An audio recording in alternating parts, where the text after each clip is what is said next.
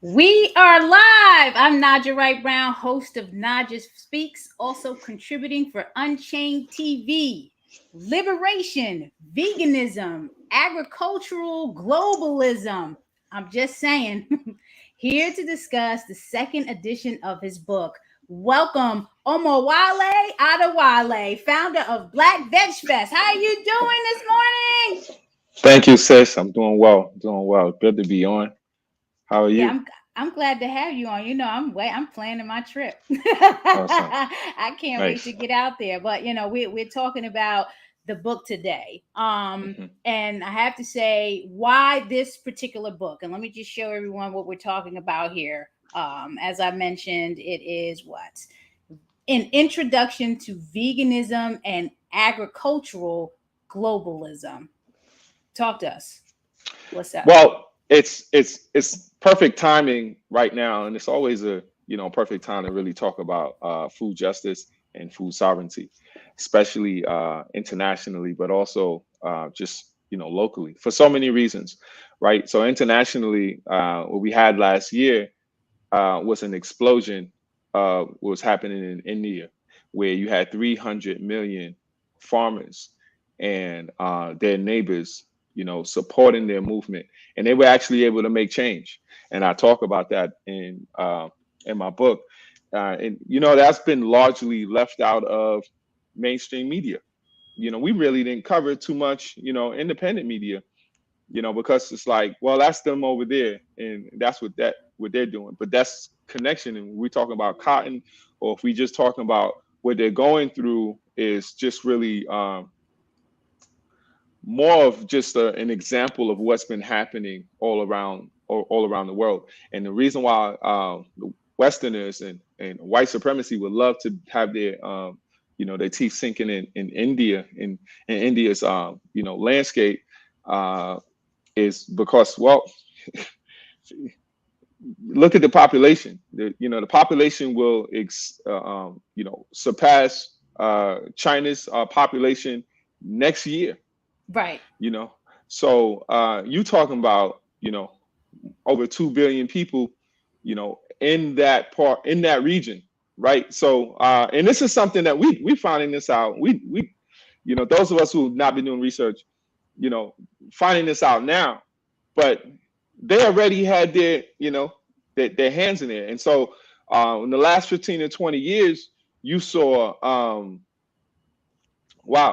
just thousands of farmers, having their land taken away because it's a debt trap. And that's actually covered in Debt Trap 1974 book, the debt trap, where it talks about the IMF and how and the World Bank and all these supranational uh, you know entities basically work together to for the US and other white supremacy to basically put capitalism out there in such a way where it's imperialistic, where it dominates and it has a foot on your soil. That's what it means. Just basically, they having a foot on your soil. So it's colonizing, and the imperialist strategy is really to take over your food. People can control your food. What they can control you, Exactly. and your Exactly. resources. Right. So And yes, break that down, please, because this is the second edition. mhm. So, what's different from what you're talking about in the first edition? Why this second edition? What specifically are you touching on? Well, that's one. That just happened. Well, the first book was in 2015. So there was no uprising. India had at that particular time. There is a lot of the world doesn't understand that seeds are under attack. People we know about GMOs, and we talk about it in from a health standpoint, like, oh, it can be unhealthy if we messing with these, but really it could do something worse than just give you poor health. It Right. really can knock you back generations. So say for instance, and they're trying to get so wherever you are in the world, right? So let's take Brazil for instance, and they pretty much do agriculture and focus on eucalyptus. So eucalyptus leaves, and and you talk about Mexico, they dominate, corn, for 7 millennia. That's where, corn, was first, produced. So GMOs, and you're talking about USDA is also part of that, as well. They also do GMOs themselves. And so when we talk about DuPont and these other big agri businesses, they want to dominate the crop that is most produced in your nation. Why do they want to do that? They want to do that based on control, but also they want to do that because they want that crop. That crop makes them money. But if they can actually politicize it, where they can be able to control your food, or eucalyptus leaves, also medicinal. If they can control that, then they can control your population. And it's as simple as that. No, why would they go ahead and go after your main crop, right? For money, for income. But why not focus on their own, where that is going to be tied to your GDP? So corn is obviously tied to, the gross domestic, product, of your particular nation, right? And so if they can lock that's more powerful. The seed is more powerful than weapons, than an arsenal. You got to understand that. How white supremacy is always thinking way back, and they had that much time to think about that. The whole entire time when we got free, here in the U.S., we never had a time to really just sit back and chill. Right. Even with the Freedmen's Bureau, which was supposed to last for about a year. Like, we're gonna change ourselves, millions of people, within 1 year, and then they would end up doing maybe 2 years. Right after that, they took that. Within that small period, you saw black farmers. So everything that I'm talking about right now is new, because in 2015, when I put out an introduction to veganism and agricultural globalism, I did not speak on what was going on the black community in terms of the U.S. I was focused on different nations, sovereign nations, but I added that in 2002, and then I also added what is new in terms of GMO. So that is all included. Now you're also going to have new pictures. So, but also to talk about food sovereignty in such a holistic way, in a global way, because we can't just talk about food sovereignty onto ourselves, just about black people. We are connected to other cultures. Talk about that, and once we talk about that, and you see how other countries, other nations around the world have their sovereignty taken away from their seeds, right? And this happens with anybody who is representing representing, or diplomats, that's the word I'm looking for, where you have diplomats go to a particular nation. So when the US has folks go to those nations, they bring their envoy, they're going there with their ideas. And understand this, people, everybody who's going to your nation is only pushing their business. You have to understand. Right. In order to have a foothold in a particular nation, I need to open up a business there. Right. And people might think that is something that is, well, what's wrong with that? That's a benign thing. It's not.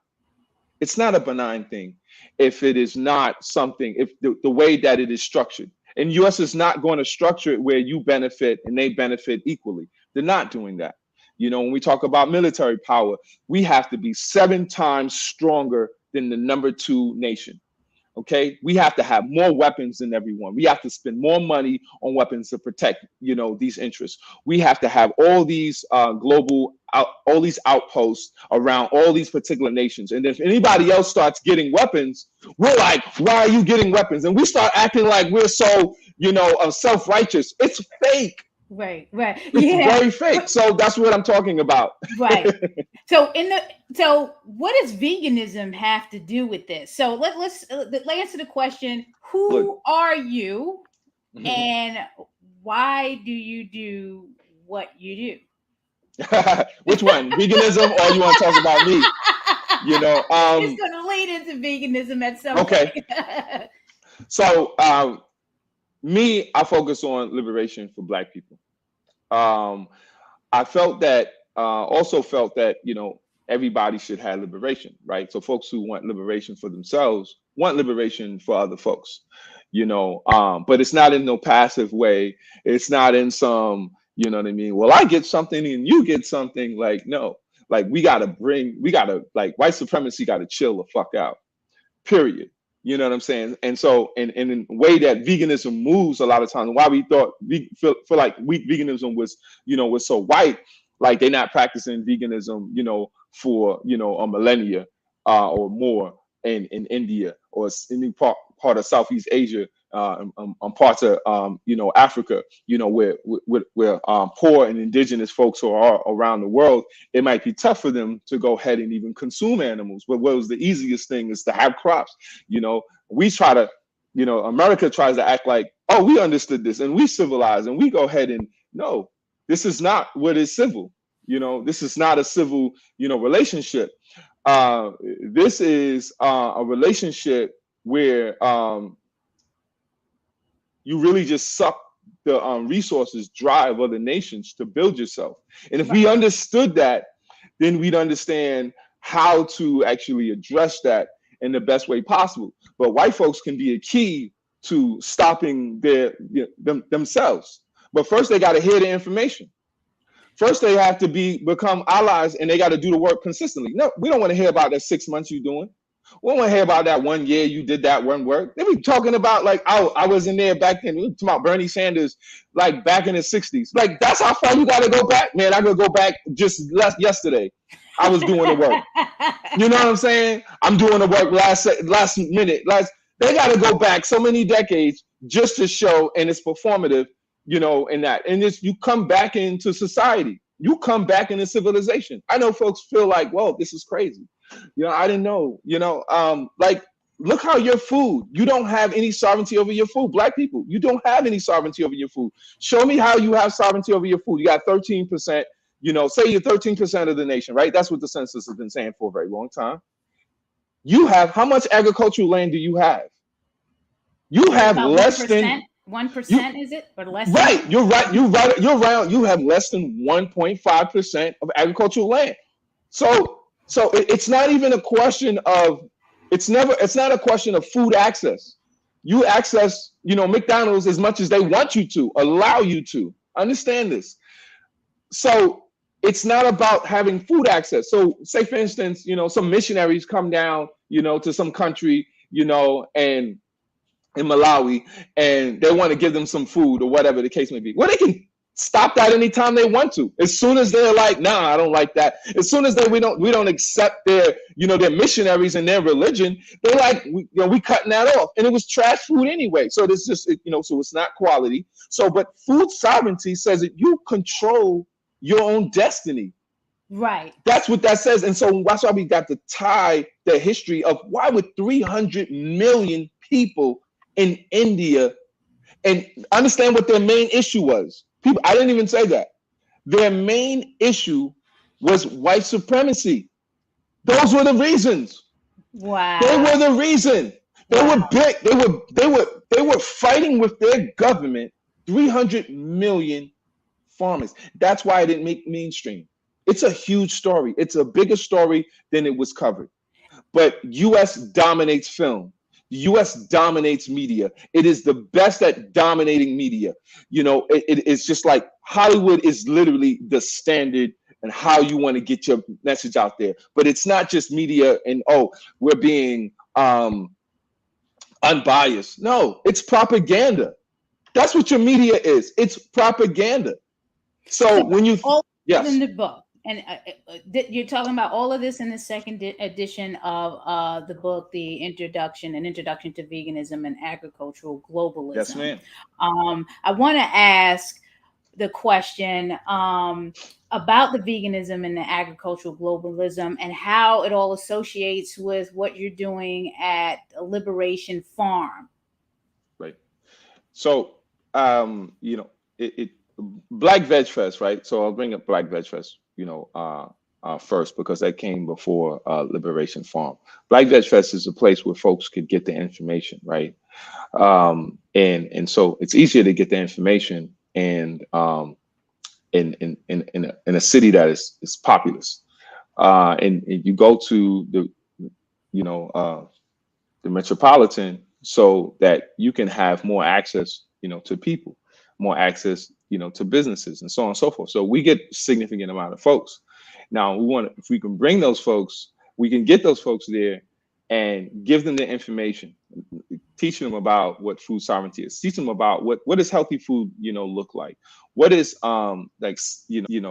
liberation, you know, look like, you know, allowing animals to, you know, not just be hunted on a consistent basis, understanding what is happening with our planet. If people could come there and get that understanding, then they could come to Liberation Farm, where you have a system that is daily. So that's a system that is daily. But Black VegFest has to basically pull a lot more people. And so Liberation Farm is, you know, going to be a small space, but it's significant. It's going to be small, and it's going to be honed in. The messages, you know, is honed in, and you have a smaller amount of people. And that's what you need. People need to have information that is healthy to them, that is in their best interest on a consistent. So consistency, we all know that consistency is better than just, you know, just, wow, let's just make a bunch of things happen. So a lot of folks see sometimes when you're moving, and so it's been so many years that I've just been passionate, right? The community has just been passionate, but we don't really have any kind of strategy, you know, because we come right out the womb, all of a sudden, yo, you got to be a producer. Right. You know what I mean? Like right out, like soon as we come out, like we just got here. You know what I'm saying? We're like, you lazy then. Work at 4, you know? Lazy. You're not lazy, brother. Don't let them tell you lazy. You think it ain't white folks sitting on the couch? You know what I'm saying? Somebody from, you know, we say this about ourselves because we hear this about ourselves the entire time. You know what I'm saying? We was on a damn plantation, and if we don't have a certain quota, and the quota was already crazy, right? And the number we had was crazy, but if they don't come up to that particular quota, it was like, man, you lazy. You got to go back in the field. And then it really got crazy because when slavery finished, who was going to do all of that work? Right. You know what I'm saying? So you lazy if you don't come up, you know, with that. So we have to teach ourselves. And Liberation Farm, we don't have enough time. The 8 hours, 12 to 8, you know, Black VegFest. We will not have enough time. But if you come to Liberation Farm now, we can go ahead and go over that and have healing. And that's why we don't need to have everybody there. We don't have to have nosy people there. Because you're not there to benefit from the information, you know. But the organizers are so incredible. And I get this information from organizers.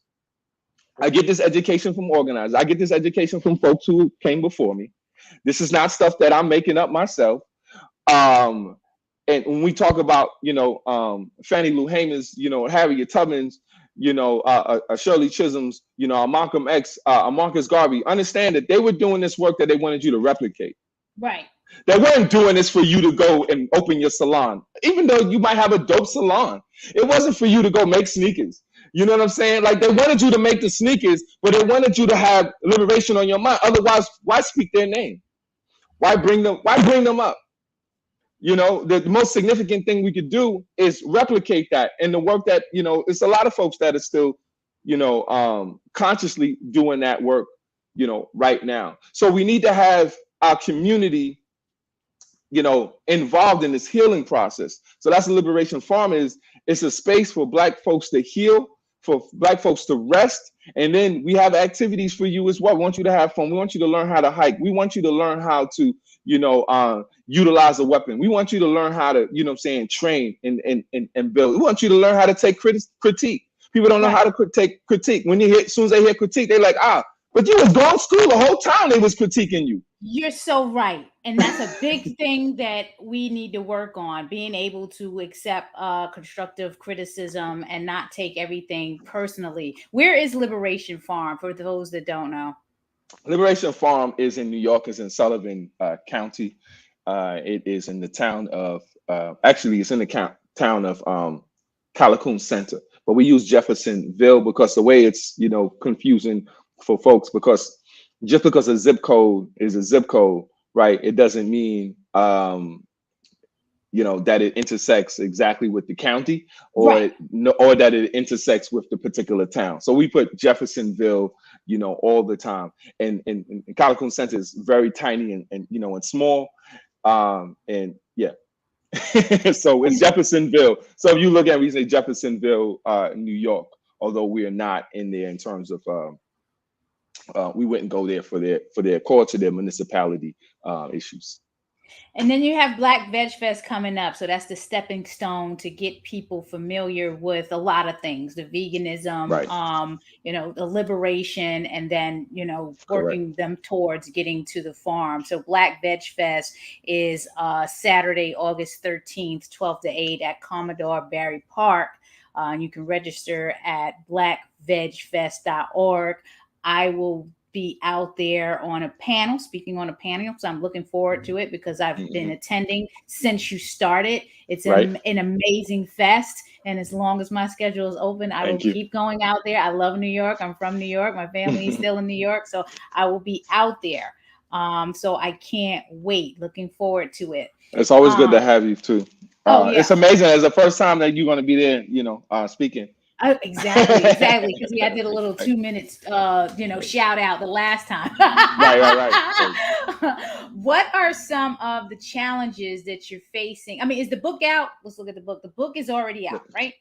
Yeah, the book is actually So the way it works, and I want people to know that I first had this book on, it was first self-published, and it was going through like Create Space, which is owned by Amazon. Now. And so now the book is on Lantern Publishing and Media. And so things are different. You can't really get in certain spaces with a self-published book, but when you have it published and it has, and even if it has a barcode, doesn't matter, and they have a barcode. But when you have it published out there, it's a different system. So just automatically, Barnes and Nobles, can get the book. You go anywhere out there. So people be asking, like, where can I get the book? How can you get the book? Stop. All you got to do is ask for the book wherever you are. That's how easy it is. And so, like, writers, like authors, and I understand people don't get this and don't understand that, because they'll be asking that forever. You know what I'm saying? I'm gonna have like 1,000 people, asking me, like, how can I get the book? And then and the publisher knows that too. So they just like, tell them where books are sold. Anywhere where books are sold is how you can get the book. And so they'll just automatically grab it. Like Amazon is one that'll automatically grab this. And make sure you get the second edition. Okay, I'm putting that in the comments. I'm just making sure. So an introduction to veganism and agricultural globalism, second edition, where books are sold. So I'm just telling people, so no link or anything. You just want me to keep it like that in the comments. I just want people to know where to get it. Right. Awesome. So that's what I updated. For everyone. I see someone from what is it? Bangkok. Oh wow! Someone greetings from Bangkok. Ken, thank you for tuning in. We appreciate you. If you have any questions, please put them in the comments so we can address them. Are there any challenges that you're facing right now with or have been facing with this book, with your organization, all the work that you're doing, and how you're overcoming them? It's always it's a arduous challenge always when you're an organizer. Like funding is always an issue, right? We know. You know what we're doing with Vegan Self Fest. So right. it's always something going on. New concept, because it's even if it's not new, it's still something that's not universal. And we forget that sometimes. Like there's not a festival. There's a food festival in every state, right? It's probably in every city, but there's not a vegan festival in like every state. So we're still growing that, and then it's getting there.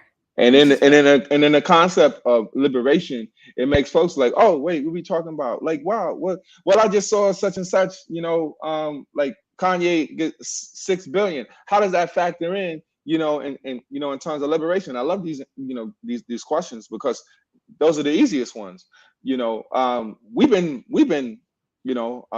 performing for white folks for the longest. So you get that particular money, you basically performing for white folks at a certain time. And we never even get into the point of, doing that for ourselves. And then we be like, why we selling, why we targeting, or why we not selling, why we just buying, white goods, because y'all not even performing for us. I mean, it's like, we don't have that range of $200 or $250, for a particular show, you know what I'm saying? Then we can't do that, whether you Beyonce or Jay-Z. We can't, you know what I'm saying? A lot of the black folks can't. Can some folks? Yeah, that's a small trickle. We see those crowds. You see what those crowds look like. Why we gotta act like we blind? Like I'm saying something that is crazy. Like, there be some black people in there too. Like, it'd be like a paltry amount of black folks that can't afford to be at those spaces. And we do solidarity work. And so I want to make this connection. We don't do charity work. You know what I'm saying? So we don't do charity work. Even if I've been running a nonprofit for 501c3, for 20 years. We just had to do that. Those are the tools. Those are the devices that we had. Right. So, but when Jay-Z thinks that he's going to go out there, I just got to get this particular money. And black folks be out here, and I see some of these black celebrities, they think, because they don't have any understanding of how politics and government work and organizing. They're not tied to the organizers in such a real way that they think that if I just amass this money, I can go ahead and buy this stuff in the good. No, that's not how it is. You know what I'm saying? People are just going to be thinking that all I got to do is try to behave like you. And that's not the way to behave like you. That's why I like when artists be artists. You know what I mean? And if you, like, I'll tell you who, like, be like Aretha Franklin. Support the movement from the back. Be like Ray Charles. Support the movement in the way that you possibly can. Be like Harry Belafonte, Paul Robeson. Use your art to support the movement in so many ways. Be like Nina Simone. Support the movement from when do not try to take this on your own. You're doing it incorrectly. Work with the organizers, the folks who have an unapologetic voice. If you don't have if you're a billionaire and you don't have an unapologetic voice, your money meant nothing. Then your money didn't even mean anything, because you would be saying this like it ain't nothing. Like, we don't have the land. We don't have the particular land. There's so much I would, talk about on here. No, I mean, I love it when you come on, because you definitely drop the jewels. I mean, you got Tina. I see you there.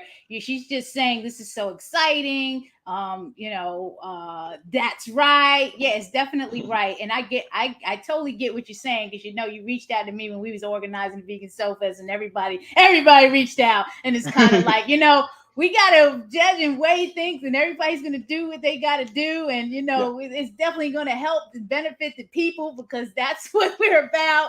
It's just, we got to try this thing, man. We got to do what we got to do on our end to get to where we got to go. And if it works, great. And if it doesn't, then, back to square one. What are we going to do next? What's the next solution? So everyone has their personality and organizing and what they're doing. And I love what you did in putting together the coalition of Veg Fests in the flyer, and highlighting these Veg Fests that are taking place, these Black Veg Fests, these Vegan Soul Fests that are taking place across the country right now. And yes, we do need to band together, whether it's a free event, whether it's you got to pay, whether you got to donate some time, energy, but whatever, everybody needs to get together and support each other on this. Of course. What's next for you? So you got the book. What's next, and what is your ask of the viewers? Oh, thank you. So right now we're trying to maintain Liberation Farm, right? And I don't want to bring up any of the entities, but but we're going to be working with different animal sanctuaries, but nice. We're going to be. Well, it should be automatic that we're going to be working with, folks in liberation, folks on liberation, and we only going to work with folks with liberation that focus on liberation and understand Black liberation. If you don't understand Black liberation, then I won't waste my time. I won't even debate that. I won't even debate it. It's not something I can debate, because then it's almost like you see the facts, you see the truth. I can give you everything, and that's how sometimes our community, we end up arguing the point. Don't do that. you waste your time. Don't you know what I'm saying? You don't waste your time. Even on some of the white liberal stuff. CBS had contacted us, in terms of, but as soon as we start talking about what liberation looked like, you know what I mean? I don't know. I guess they, they question themselves. I remember, NBC had communicated, with me on, other issues. And as soon as I communicate, with them, this is like 2 years ago, then they're like, well, yeah, we're not going to be able to run that segment. Y'all wasting my time. You know what I'm saying? Right. But it's no different than some of these other, these white vegan groups. You know what I'm saying? Like PETA is one of them. How they gonna miss Black VegFest when they were talking about in 2020? Well, you trash when you do that. You know what I'm saying? Because we doing the work. We brought intersectionality, and we know we've been talking about them from the beginning in the Black community, because everything is, they think they're doing veganism. You are doing something very, very white, because when you go to Black folks, say for instance, you come into a Black community, and I want white folks to really pay attention to this, and just really pay attention to this. When you come into our community, start talking about, veganism, you do not come with the kid. Like if you were talking to a trans person, you would come to the kid like, you talking to a trans person, right? Right. You would utilize pronouns and anything to make sure that they feel comfortable. Why are we trying to make them comfortable?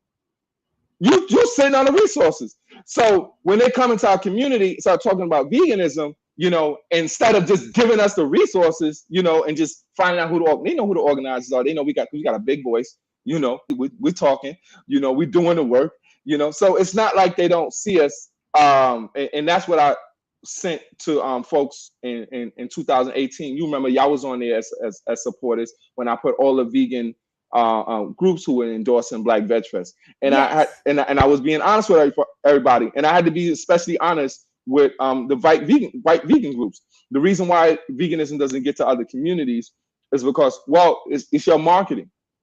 It's how you organize. Because soon as we start, I know soon as for y'all too, you got Black people coming to you. Automatic. You know what I'm saying? They automatic. They feel more comfortable. They, right. And automatically, as they should. Start growing. We should feel comfortable coming to. Sometimes we don't, though. Right, but let me say, sometimes we don't. Correct. Sometimes we don't. We get to those folks. We will get to our people for definite. But to come into our community and ignore that there's contradictions in terms of food. Just in terms of contradictions in food, our neighborhoods are not set up.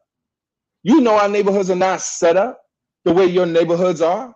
Right. And then you'll be like, I always say that when I go to one area to the other area and it's like different, the differences. I always say demographics. We talk about generational wealth like it's just something that's out there. No, it's a real thing. Like, where does your wealth come from? Where does your access come from? I'll give you some statistics, and I'll make sure they're recent ones. If we talk about last year, the USDA denied 42% of the Black applicants, Black farmers. They only denied 9% of the white. We're talking about systemic racism. Why? Because at the end of the day, these are local people who are making this decision. It's not like people think like the president is doing this. You know what I'm saying? If he was benign and for us, which that's a different, I'm not going into that right now. Another stat, when we talk about housing, remember, like there was a huge housing build up during COVID, right? 2019, 2020, and particularly 2020, right? Do you know we got denied 80% more than whites for home loans? That same mentality of whatever. It's not mentality, it's a system. Or the system. Okay. That's not right. Yeah. The system is set up in it, and it's interesting because I'm gonna give you, and I have to talk about this because I've been talking about it all week. In the process of event planning and organizing, you need some media, you need to be talking to people to push the message out. And I was in a meeting and somebody called me and the team, girls. Yeah, Omo-Wah-LAY. Right. I almost dropped the meeting. You know what I'm saying? Like I was just, my husband was sleeping. Let me tell you, he was sleeping and woke up when he heard that. All right, Greg. Calling, So of course we go. That's not a small thing too. It's big. I want to say that as a man. Please, that's not a small thing. Please that's why I wanted to say. I want you to finish, but that is not a small thing. We will look at people will say that, oh, that's nothing. You got to just get over it. That's your privilege. Let me tell you what I did. We went back to the presentation. It was just me and not the rest of the team. It was a couple of people in there, not the person that said the girl. I let them do the presentation, and I said, all this is great, but let me tell you about what happened. And just let them have it. And we need our respect. We built this country. You're taking things from us. We're at a large, I don't even know what the word is, but the disparities in health, wealth, family breakups, all of this stuff that happened because of the invasion or the stealing of the they don't believe that. But it happened. It did. Right. And now we're trying to solve all these problems, and then people looking at it like it's our fault. And we're trying, people like me and you, trying to do something to fix it and help. And we need funds and we need money. It's to the point where, I'm not begging. It's either you see what's going on, you like it. And this is for our folks, that have an issue with the vegan self-fest and change. It's either you're going to support it because you know what we're doing and how we support things, or you're not, because we see who you are. You know what I'm saying? Everybody wants to jump on the bandwagon when you giving out things and everything is this, but when you need support, nobody wants to be there. So I all that to say, because I can talk to you all day long. You know I know. What I'm saying? Yeah, same here. I know. How can we best connect with you? You have this book. You have the Veg Fest, the Black Veg Fest. You have the farm. How can we best connect with you directly if people listening or watching the replay? And please share this out, because if anything, if you're into the liberation and you're into what Omo-Wah-LAY is talking about, you need to be connecting with him directly and his organizations. How do people do that? Well, the easiest way is you see my name, you put an @ before that, @ Omo-Wah-LAY, Adewale. You can find me on Instagram, social media. Sometimes make it difficult, but try @ Omo-Wah-LAY, Adewale. Also @ Omo-Wah-LAY, Adewale via Twitter. Also Omo-Wah-LAY.org. Go to liberationfarm.org. Go to blackvegfest.org or .com. I see you have it on here. You can go to any one of those and you could get in touch. It's not difficult at all.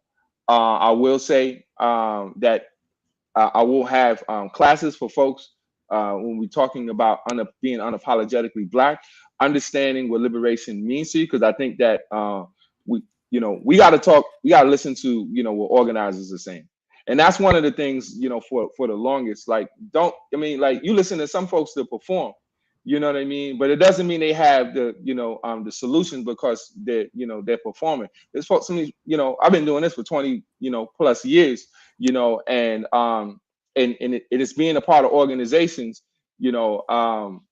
like Malcolm X Grassroots Movement, and I want folks to support Malcolm X Grassroots Movement. It's not something where it is we have fun, organizers have fun, but that's the work that we're doing. We weave the fun within it, so we have the rest in there, and we're always thinking about rest, and we always think about rest for family, as well. We have to weave those things in. So how we move and how we interact is how we want a society to be, and when we talk about going into that society. So that's how we treat Black folks. And it's always a struggle for us, because it's like sometimes we gotta ignore how we might react personally, with folks for the benefit. And people are gonna be like, well, that's difficult. Well, I know that is difficult.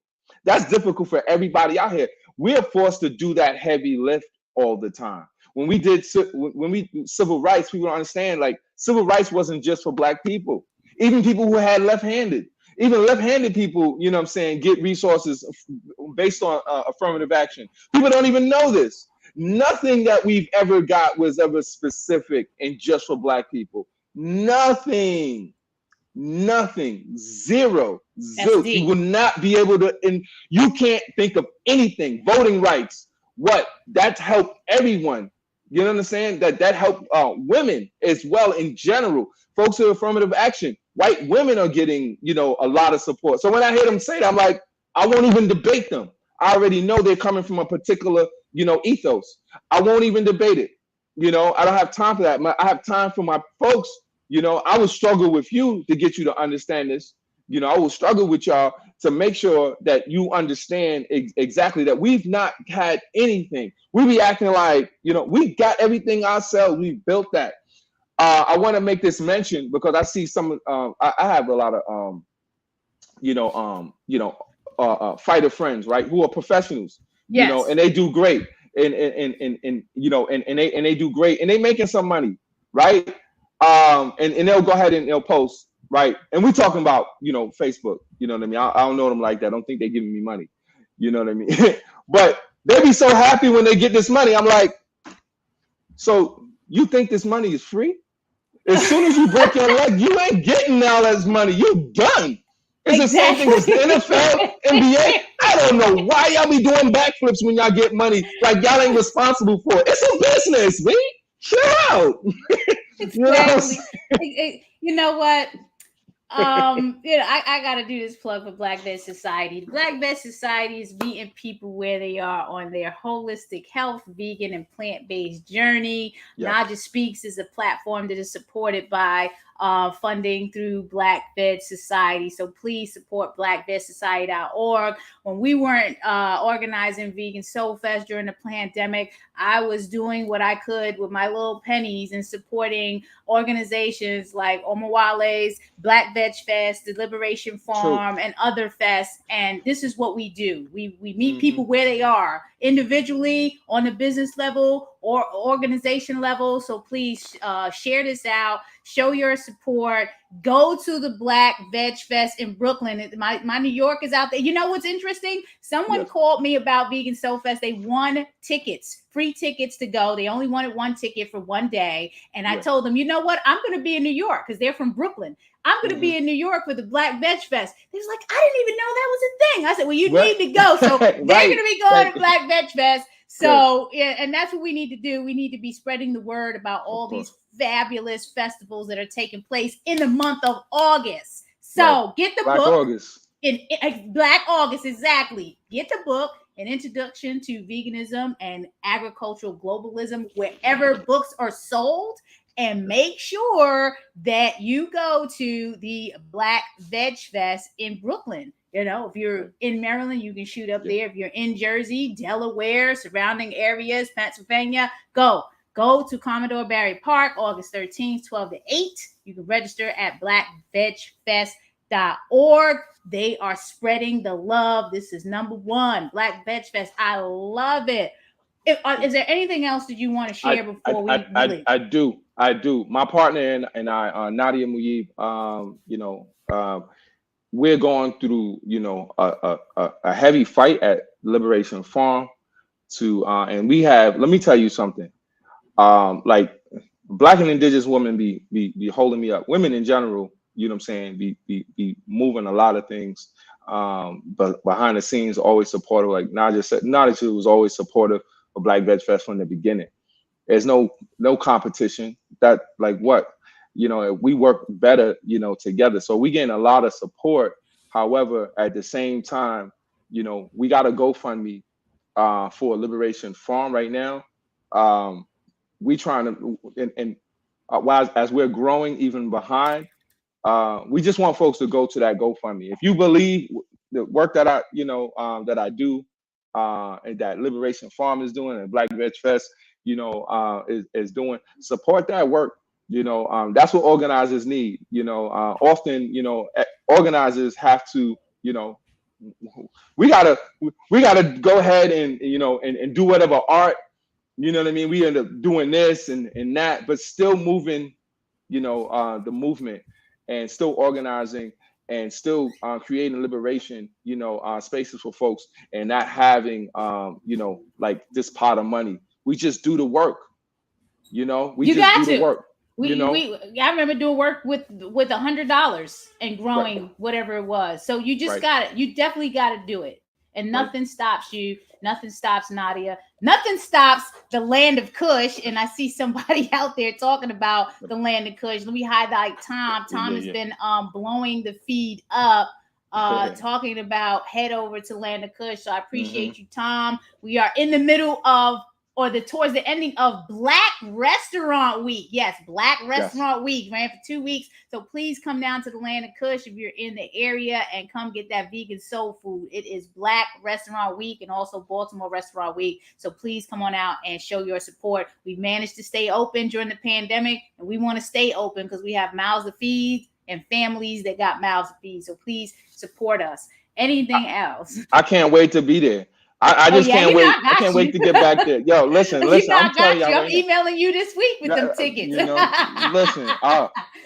Yeah, I love it. I love what you do. You know, I support you always. You know, anything that you're doing, sis. Appreciate you. I love y'all. Stay blessed until we meet again. Everyone, here's the book. Please get it. Support Omo-Wah-LAY and his wife. LiberationFarm.org. BlackVegFest.org. And Omo-Wah-LAY, Adewale.com, right? I got that right? Omowale.org. Omo-Wah-LAY, but just the first name. You know what I'm saying? All good. .org. Omowale.org. I'm going to put that in the comments. I will correct all the errors in the comments. Don't worry about it. We got you. Thank you so much. I appreciate you. I can't wait to see you in August. And for everyone else, please share out whatever you do, wherever you decide to go. Please be well, be safe, and eat healthy. Go vegan. Have a good one. There you go.